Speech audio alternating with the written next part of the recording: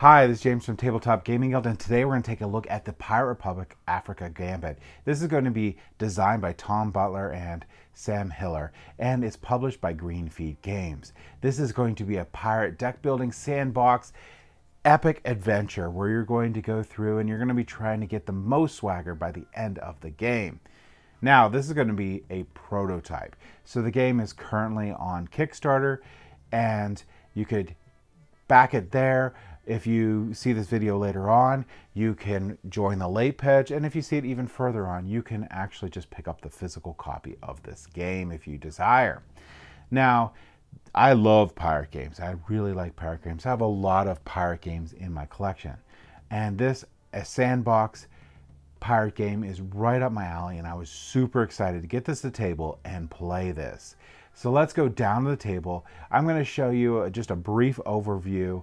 Well, I'm going to go over the main portions of this game here to give you an idea how the game flows. And then we're going to come back and I'm going to give you my final thoughts.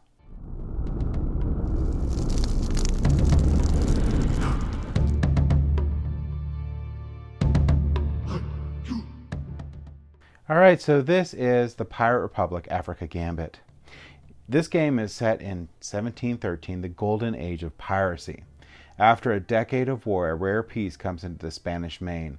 With thousands of demobilized sailors, piracy reemerges in the West Indies and across the Atlantic into West Africa.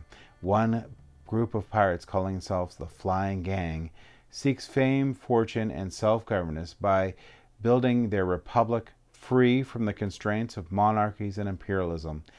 Will you work together to build a pirate republic, or will you betray your brethren in pursuit of legendary riches?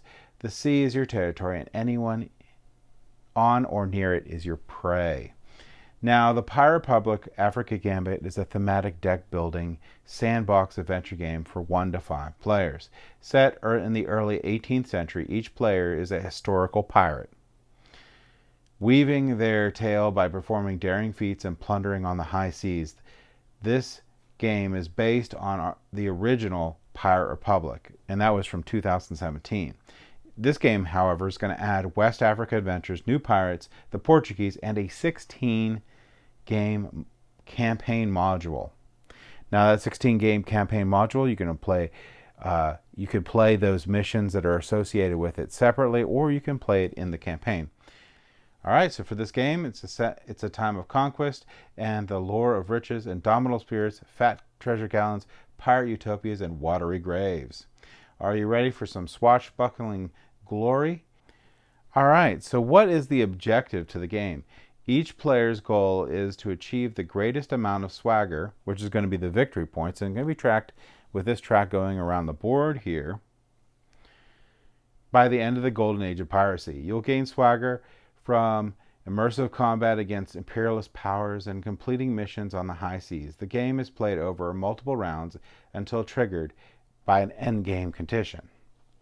Alright, so how do you play this game? Well, this game is going to be played over a series of rounds, and each of these rounds is going to be made up of 3 phases, and we're going to continue doing these rounds until the endgame condition is met.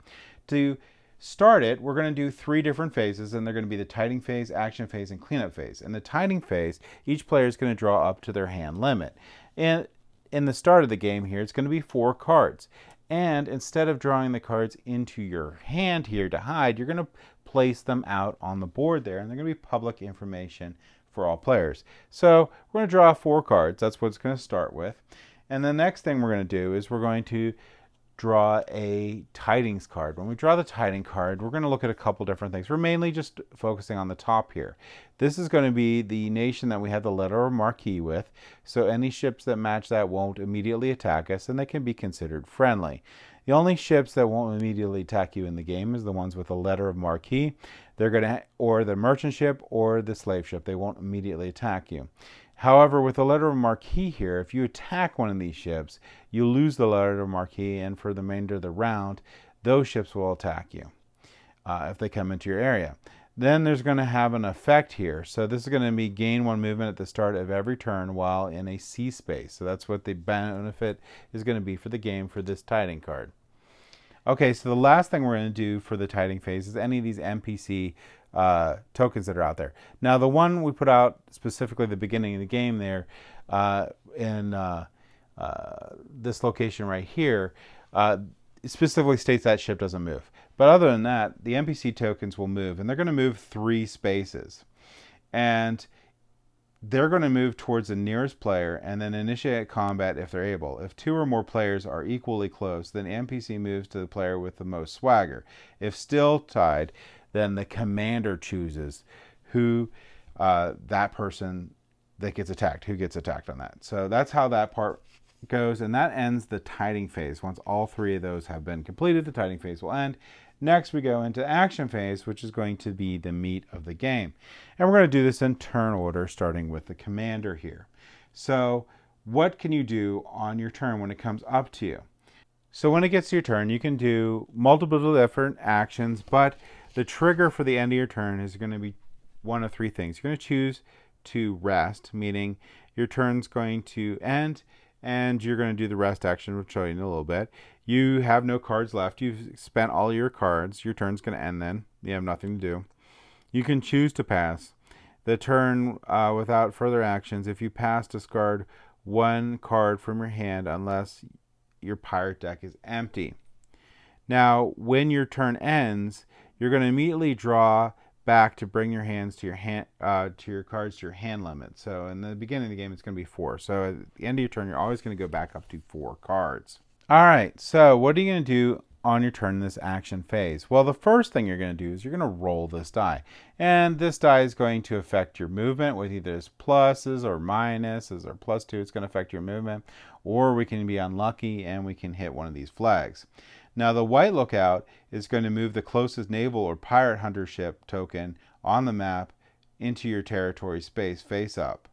If multiple tokens are equally close, you choose which one to move. If no navy ship or pirate hunter are on the map, draw a random ship token from the supply and place it face up on your space. So this is going to move those over to you. Now, there's a big difference between this and the red one. So this one here, those are going to move to you, and this one here, sorry, they're going to move to you, and you may do either. Immediately engage in combat with a ship token which was just placed in your area. Note that it will always have initiative regardless of the pilot level, so that'll be, initiative's very important in this game. Or spend movement to move away to an adjacent territory. So that's very important. But however, this red one here is worse. So this red one here has the same effect as the white one, except for you cannot avoid combat. It's going to attack you. So this one you spawn, this one you spawn, this one you can get away from, this one you cannot. This one here is going to bring out the treasure or move the treasure or slave ships. And basically this will work is if there's no treasure fleets or either of silver or gold treasure fleets on the board, add a new treasure fleet token and the treasure fleet ship. So I'll grab a treasure fleet token, put it in the starting location over here, and have the ship on top of it. And this is going to start on the silver route and then go to the gold route. For any treasure ships already on the map, you're going to move it 1 territory along the route. So I'm going to move it 1 territory around the route. If you ever go to silver to gold, you're going to gain another treasure token underneath it. And then you're going to keep moving. And if it ever makes it to the end, those tokens go back and the treasure and the ship goes off the board. So it's important that you may want to wait until the treasure ship gets to the second location so you can get more treasure, but then it becomes juicier for all the other players, so you're going to watch that out. The next thing that's going to happen is a slave ship is going to be put out, which is going to be these gray ships. You'll put a slave token underneath it, and they'll start here. If it's already on the board, this thing's going to keep moving until it gets over to here. And again, these can give you great rewards. You're going to be freeing the slaves with these, so you might want to also concentrate on those ones. So that's what's going to happen with these different die faces that you're going to roll at the beginning of your turn. The next things you can do on your turn after you resolve that is you're going to be able to use these cards. Now, if you got into combat with one of the ships, you might run out of your cards and your turn might end at that point. However, if that didn't happen, there's multiple different things you can do. You can move. Now, you're going to have movement points here. You're always going to normally have 3, and sometimes you can move this up and get even more movement points. And you can spend movement points, 1 point per area here, and move across the board. Now there's some exceptions on here. So if you're moving up into this area, you're going to have to play +2 movement. If you're moving back down, you're going to have to play 4 movement.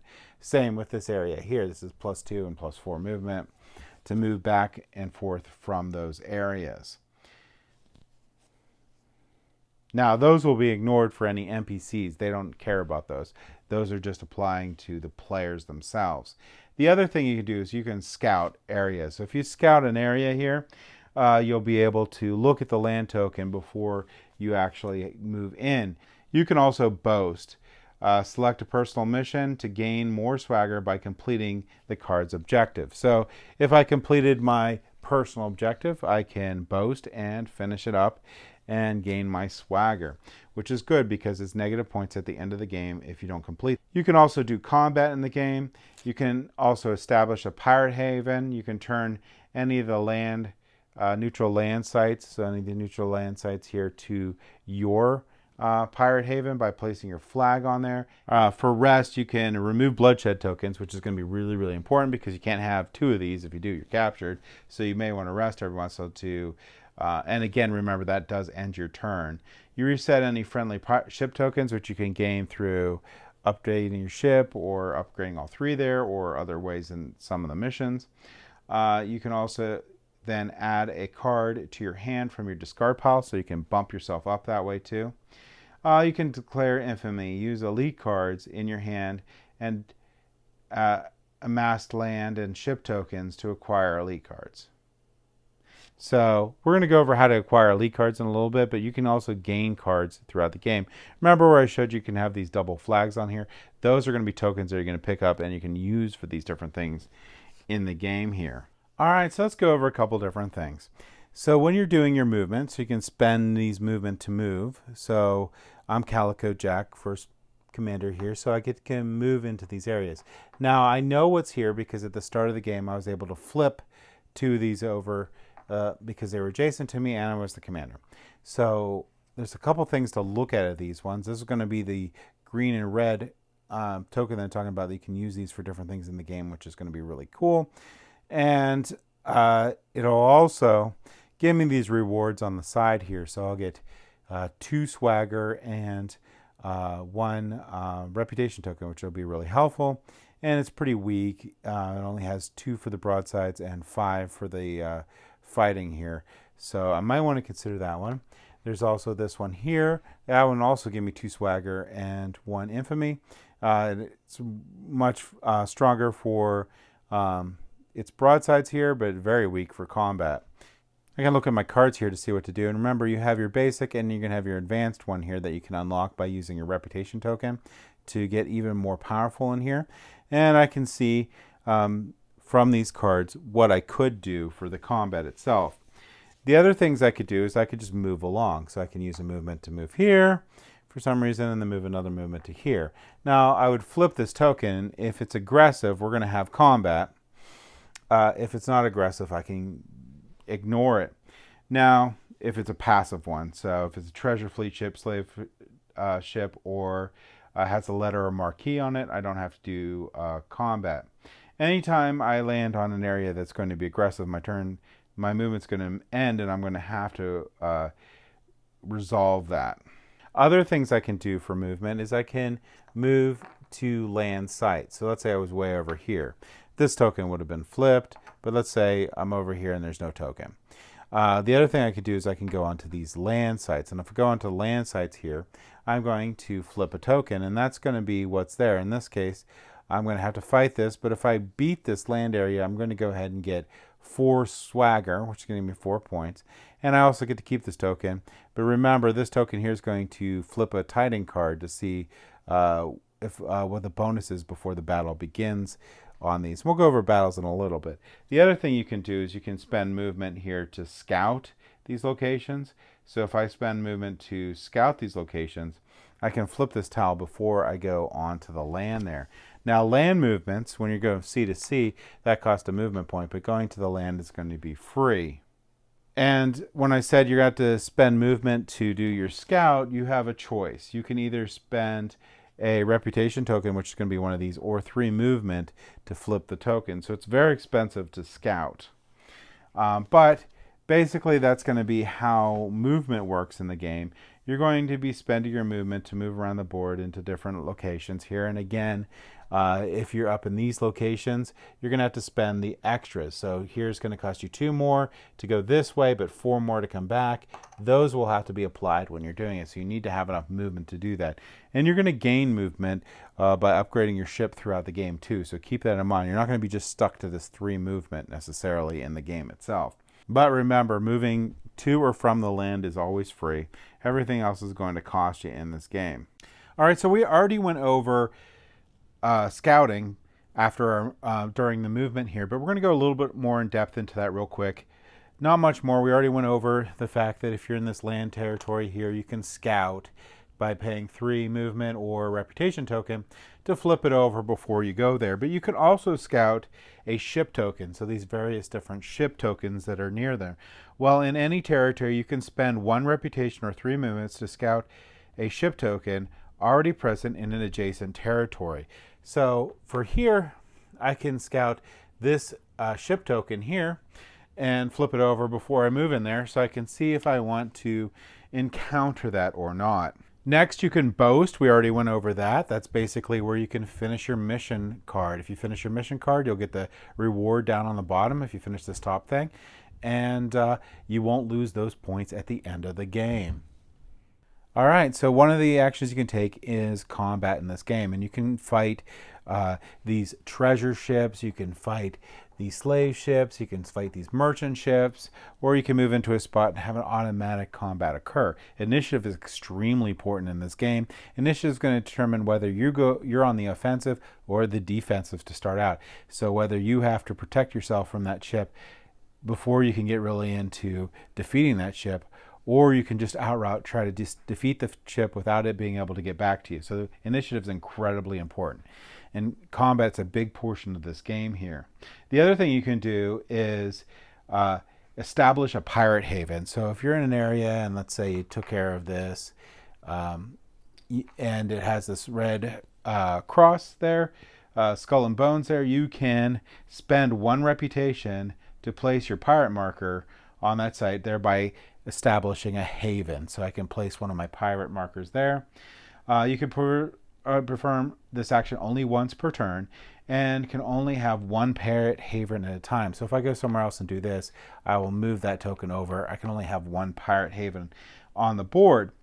Now, one big thing about pirate havens, when you take this action, you will immediately rest and end your turn. So you get all the benefits from resting. Let's go over resting. So resting in the game, you're going to either play a card with a rest effect, or you're going to spend a reputation token which lets you rest on any pirate haven. So I have a pirate haven right here, and when I do so, I can discard 1 bloodshed token, which is the wound tokens that you can get in the game. So I can discard a bloodshed token. I can flip any face down friendly ship tokens in your play area back face up. So if I have a ship, when you use them, they get face down, but I can flip them back up so I could use them again. You may take 1 random card from your display pile and add it to your hand, which is going to be super helpful to be able to do more actions throughout the game. All right, so another thing you can do on your turn is declare infamy, and you're trying to get these elite cards when you do that. You're going to have to be able to declare 3 infamy. The general way that you're going to be doing this is you're going to be discarding cards or tokens that have this red and green symbol that you've collected throughout the game. You're going to look for 3 points to be able to get one of these elite cards. So you're going to look for 3 of these. The other thing you can do is if you already have some of these elite cards, you can also discard an elite card to count as a point 2 towards that. So once you get elite cards, it gets a little easier to get more elite cards. Once you get an elite card, one of these cards right here, they're going to immediately go to your discard pile, and you'll be able to use them on later turns. All right, so let's go over a couple different things. I mentioned you'd be taking this discard pile and shuffling in here and drawing, but you actually don't do that until after the end of the round. Basically what you're going to be doing is you're going to be going through this deck here, and at the end of your turn here, you're going to check to see if if the end game's been triggered. If not, you're going to draw back up. Now, the number of cards you draw back is going to be 4, except for when you hit certain levels on here.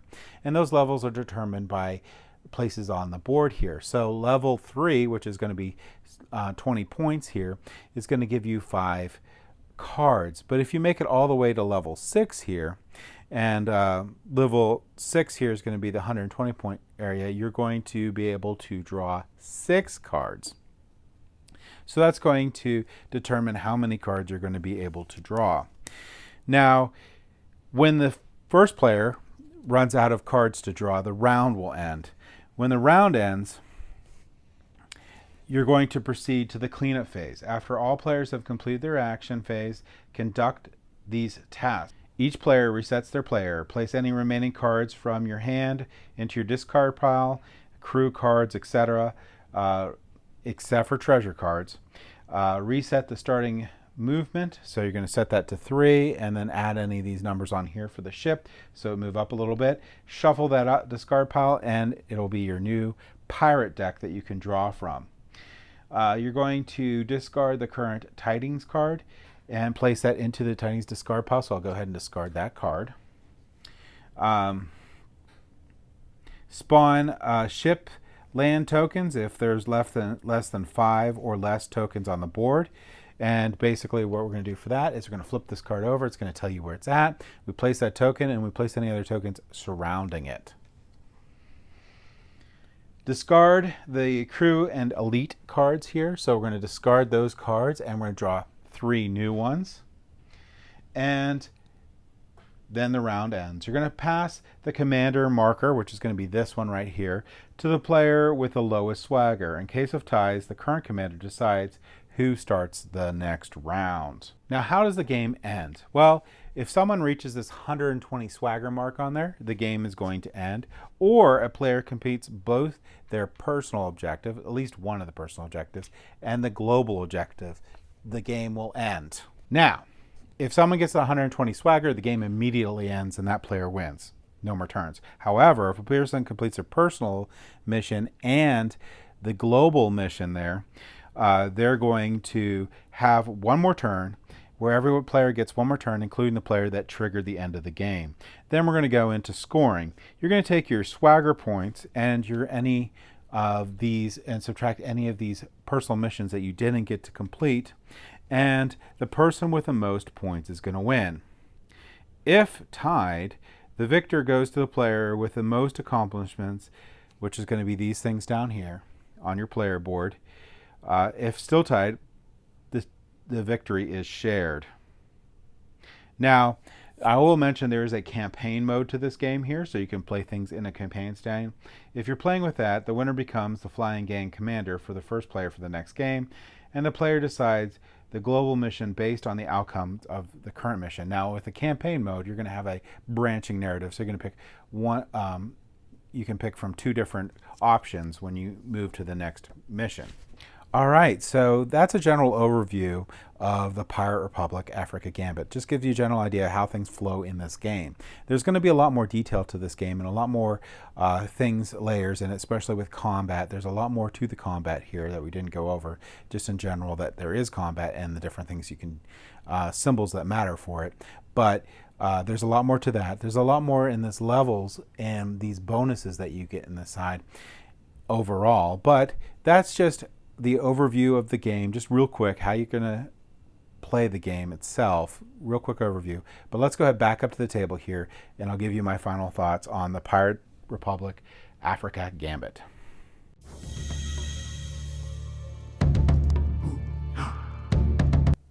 All right, so that was the Pirate Republic Africa Gambit, and again, this is a prototype, so any of this stuff can be subject to change as the Kickstarter goes through, as they get the game ready for final production, and they go through all their play testing and streamline everything before the final copy goes out. So keep that in mind.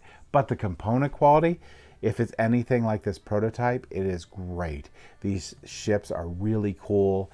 I really love these bags here that come in the game. Oh, they're really cool. I mean, it's hard to, you'd be like, wow, it's a bag, but I mean, it's embroidered. It's really nice bags that come in this game. Card quality is great. just for the prototype. These dual layered boards here, I love dual layer board. And I love the fact that it came with the dual layer boards on there. I really like that a lot. So the final copy comes with dual layer boards. That's awesome. But again, like I said, oh, yeah, and these ships here where you put your little flag on it, I really like these ships. Oh, I mean, the component quality for this prototype is phenomenal. So if the final production is anything like this, that's great. If it's even better, wow. So that's my thoughts on components, but just keep in mind this is a prototype. So gameplay itself, I love this game. This game is going to probably end up being a top 10 game of all time for me. I mean, as you know, if you've watched a lot of other videos here, I love pirate games a lot.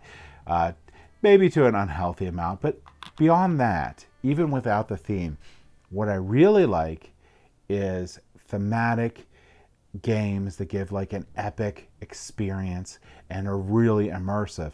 And I really get into this game. When you're moving around, you know, these other ships come up, you have to decide whether you're going to attack them or they're going to attack you, whether to avoid them or go right after them, or build yourself up to be able to handle some of these big fortresses and other stuff in the game. Lots of different branching decisions in this game. Lots of different things you can do. When you go through the campaign, these global missions here have a nice little sort of little story arc to them, and it branches. So there's a lot of different ways that you can go through it. So you can replay this campaign over and over again. And it's the gameplay itself that really makes each of these campaign missions. So it's like, unlike most games where you play a campaign, you're done. When you play this campaign, you could just play the campaign again. It's a lot of fun. You could make different decisions or not. It's the games throughout it that make it really fun, and adding the different setups on here give you slightly different things that occur. But it's really about the immersion of this game, and it's really about all the different things that I get like sucked into when I play this game, because there's just so many cool things to do and a lot of decisions that are sometimes tough decisions, like, wow, I'm really getting beaten down, I'm having a hard time. What do I need to do to turn my ship around and be able to win this game? So I think that, I mean, as long as when you get into a hard spot, you're not like just focusing on the hard spot, there's going to be a lot of outs in this game where you can go do different things and you can build yourself back up. And I mean, it's just the experience that I love a lot. A lot of the games that I play, you either are going to be rolling a ton of dice for combat, or you're going to have combat like that's in this game, card-based combat, but it's not going to be as frequent. This one, there's a lot of combat. I really like that, and I like the card-based combat. I liked having my cards out, knowing what my power is, knowing what I can do, and then trying to strategically figure out how to best implement the cards that I have. One of the things that I think is very important for this game is definitely go for cards. Definitely go for getting cards into your deck and building up your deck. Now, this isn't going to be like a game where you're going to get a lot of cards for your deck, but you can get a good amount of cards for your deck, either whether it's going to be going up on your tracks on this bottom two sections right here to try to get another crew and elite card, or you're just going to get them normally, or you're going to go up in levels here to get new cards from the deck that the captain picked to go into play. So there's a lot of different things in here, and a lot of different things to think about. You can even make it so that your opponent gets captured, which is pretty funny. So there's all different things you can do, and I just really like this game. I just think it's going to be probably the best pirate game that I've played. I have to wait until the final copy comes out to get my final judgment for it, because again, this is a prototype game. They can change some stuff around, and I have a complete faith in Tom Butler to make this game continue to have it amazing, and just when they do the tweaks to make it even better. I've liked a lot of the games that he's made in the past, and I'm very this is my favorite that he's ever designed, and I really think that it's going to be in good hands, and this is going to be just epic. I mean, this prototype here, I just can't play enough. it's just really, really good.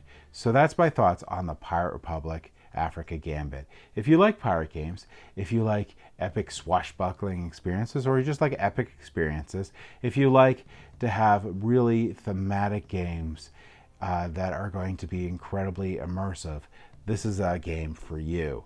And you can go check out their Kickstarter and back it there. Or if the Kickstarter is over, you could do a late pledge. Or if you miss that, you can wait and pick it up in retail. And that's my thoughts on the Pirate Republic Africa Gambit.